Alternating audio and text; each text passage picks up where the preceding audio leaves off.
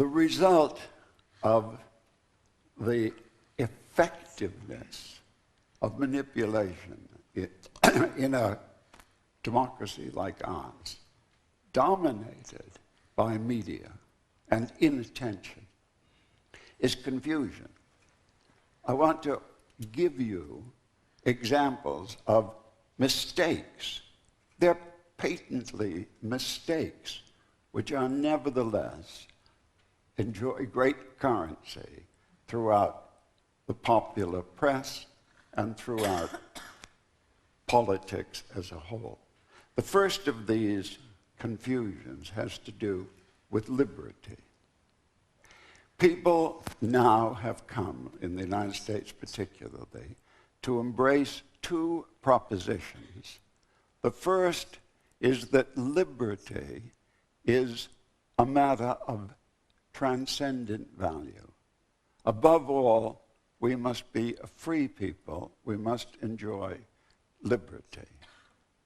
The second proposition is a certain definition of what liberty is. It's the definition presented by famous philosophers, John Stuart Mill, Isaiah Berlin, John Rawls. This holds that people's liberty is a matter of their freedom to do what they want without constraint by government. Now, these two propositions put together are poisonous. They give us the anthem of the libertarian movement. They give us the song of a apparently influential political movement in the United States called the Tea Party.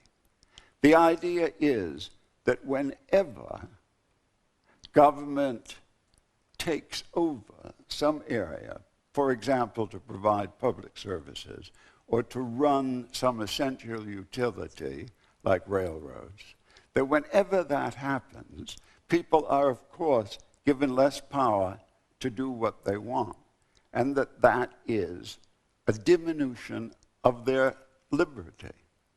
Now, that's a deep confusion. If we want liberty to be a value, then we can't define liberty in that mechanical way. We have to pick out the liberties that really matter and say government does wrong when it invades those values. The whole question of taxation is another example. Why do people whose own taxes would not be raised hate the idea that taxes on the rich should be increased? It's an apparent paradox. And I think, again, it comes from a mistaken idea.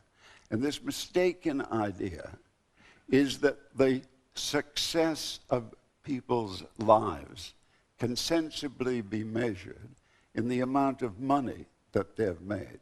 Once you accept that idea, then you see taking money away from those who have earned it and giving it to people who have not earned it by way of redistributive programs is a cheat. It's a cheat and a cosmic distortion because it undermines the kind of success at which people should aim.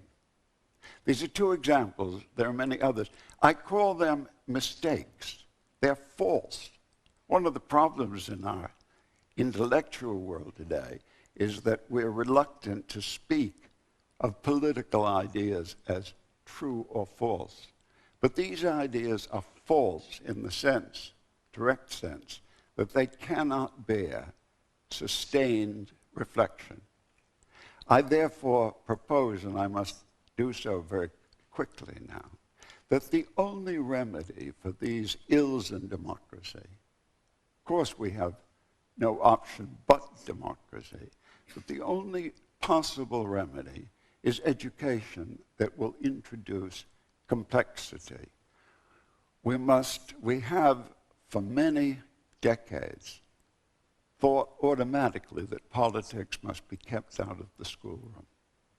I think that's a malign, additional mistake. I think we must find a way to introduce the complexity of politics into secondary schools in all our countries in ways that show that these are not simple, crude ideas captured in slogans, well captured in slogans, but are ideas that require sustained attention and further thought. This is a monumental undertaking. It needs pilot studies to see if this can be done. I've mentioned this in various places, always with an enthusiastic reaction, but so far nothing attempted. In any case, I suggest to you, if we want to save liberal democracy, the key is through a more enlightened electorate. Yeah.